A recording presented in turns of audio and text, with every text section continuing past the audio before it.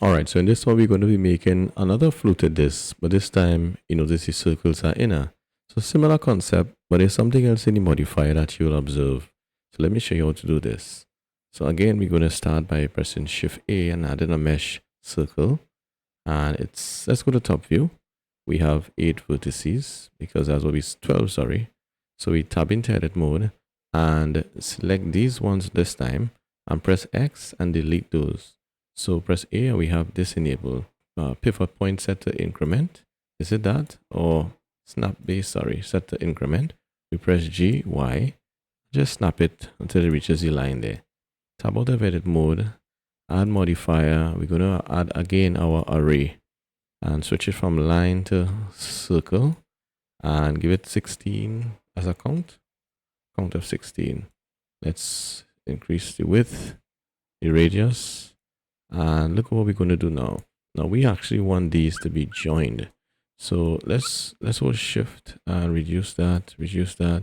Let's go in, but we don't have to be that accurate, because when we get to a good point like that, we could simply click on merge. If nothing happens, twirl this down and increase the distance, but hold shift and increase it. See that? It's merged.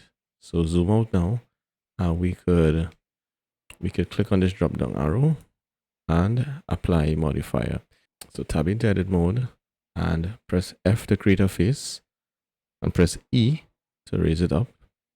And then we're going to add a bevel modifier and subdivide it to smoothen the faces there. So click on add modifier, generate bevel, and that seems to be fine. Let's give it let's give it 3 segments.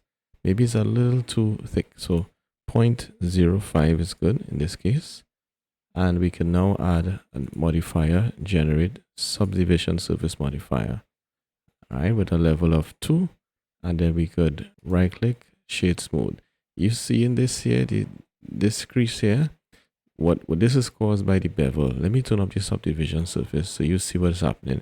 If we switch the wireframe, you notice that while it's beveling this and this is also beveling this, that is because of the angle.